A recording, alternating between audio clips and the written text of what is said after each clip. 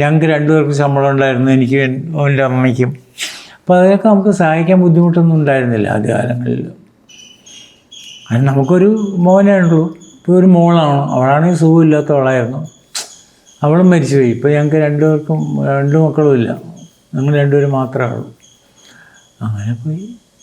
അന്നേ ആ സമയത്ത് ലക്ഷ്മിയുടെ വീട്ടുകാരെങ്ങനായിരുന്നു? ഫിനാൻഷ്യലി നല്ല സ്റ്റേബിൾ ആയിട്ടുള്ള ഫാമിലി ആയിരുന്നു? അല്ലല്ല, ഫൈനാൻഷ്യലി ഭയങ്കര ഇതൊന്നും ആയിരുന്നില്ല. കഷ്ടിച്ച് കഴിഞ്ഞു കൂടാനുള്ള കാശൊക്കെ അങ്ങേർക്ക് കിട്ടിയിരുന്നു എന്നുള്ളൂ, അല്ലാതെ വലിയ പണക്കാരൊന്നും ആയിരുന്നില്ല.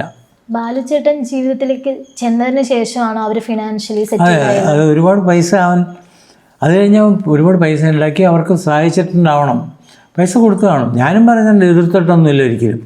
അവർക്ക് കാശ് കൊടുക്കരുത്, കാശ് മുഴുവൻ നീ എടുത്തോളണം. ഞാൻ അവൻ്റെ ഒന്നും വാങ്ങിക്കാറില്ലായിരുന്നു. ഞാൻ അവനോട് പറഞ്ഞിട്ടുണ്ട്, അങ്ങേർക്ക് എന്തെങ്കിലും വേണമെങ്കിൽ സഹായിക്കാൻ പറ്റുമെങ്കിൽ ചെയ്യണമെന്ന് അങ്ങോട്ട് പറഞ്ഞിട്ടുണ്ട്. ഞാൻ ചെയ്ത് കാണുമായിരിക്കും. അവരെ രക്ഷപ്പെട്ടത് ബാലുചേട്ടൻ വഴിയാണല്ലേ എന്ന് ഞാൻ പറയുള്ളൂ. അങ്ങേര് അവർ പറയുകയും ചെയ്തു. ബാലുവിൻ്റെ ഒരൊറ്റ അഡ്രസ്സ് ഉള്ളതുകൊണ്ടാണ് അവൻ്റെ ആ കല്യാണം കഴിച്ച്. ഇപ്പം അവൻ അവളുടെ ആങ്ങളെ കല്യാണം കഴിച്ച് ആ കല്യാണം നടന്നത് തന്നെ ബാലുവിൻ്റെ അഡ്രസ്സിലാണ്. ആങ്ങളയ്ക്ക് ജോലി കിട്ടിയതും ചിലപ്പം ബാലുചേട്ടൻ്റെ ഒരു ഇടപെടൽ കൊണ്ട്. എന്തോ അറിഞ്ഞൂടാ അതിനെക്കുറിച്ചൊന്നും നമുക്ക്. ബാലുചേട്ടൻ എവിടെയെങ്കിലുമൊക്കെ പ്രോപ്പർട്ടീസ് അല്ലെങ്കിൽ വില്ലാസ് അങ്ങനെ എന്തെങ്കിലും ഉള്ളതൊക്കെ ആയിട്ട് അറിയുമോ? കുണ്ടമൺകടവിൽ ആ ഭാഗത്ത് അവനൊരു കുറച്ച് 7-8 സെൻറ്റ് സ്ഥലം വാങ്ങിച്ചിട്ടുണ്ടായിരുന്നു. പിന്നെ കാര്യവട്ടത്തൊരു ഫ്ലാറ്റ് ഉണ്ട്, സൺ ഹോംസ്. അവൻ്റെ തന്നെ ഒരു വീട് വിജയമോഹിനി മില്ലിൻ്റെ അടുത്ത് LIC ലൈനിൽ 8 സെൻറ്റ് സ്ഥലവും ഒരു വീടും. അത് 3 കോടി വരെ വില പറഞ്ഞതാണ് ആ വീടിന്. അവന് കാശ് ഇഷ്ടം പോലെ കിട്ടുമായിരുന്നു. എന്നാൽ ലക്ഷ്മിയുടെ പേരിൽ വാങ്ങിച്ചിട്ടില്ല എന്ന് തോന്നുന്നു, അവൻ്റെ പേരിൽ തന്നെയാണ് വാങ്ങിച്ചിട്ടുള്ളത് 2-3 സ്ഥലം.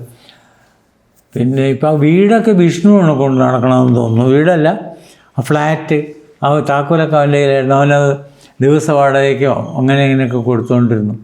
കാര്യം ഈ വിഷ്ണുവും തമ്പി എന്ന് പറഞ്ഞാൽ മാക്സിമം ഇവനെ എക്സ്പ്ലോയിറ്റ് ചെയ്തിട്ടുണ്ട് ഫൈനാൻഷ്യലായിട്ട്. ഞാൻ പറഞ്ഞു, അവൻ അവിടെ ആക്സിഡൻ്റായി കിടന്ന സമയത്ത് അവൻ്റെ വാലറ്റ്, ലോക്കറിൻ്റെ താക്കോല്, ഫോൺ, ഇതൊക്കെ തമ്പിയാണ് വാങ്ങിച്ചുകൊണ്ട് പോയി. അവൻ്റെ ലോക്കറിൽ എന്തൊക്കെ ഉണ്ടായിരുന്നു, സ്വർണ്ണം ഉണ്ടായിരുന്നോ, പൈസ ഉണ്ടായിരുന്നോ ഒന്നും അറിഞ്ഞുകൂടാ. ഫോൺ ചോദിച്ചിട്ടും കൊടുത്തില്ല.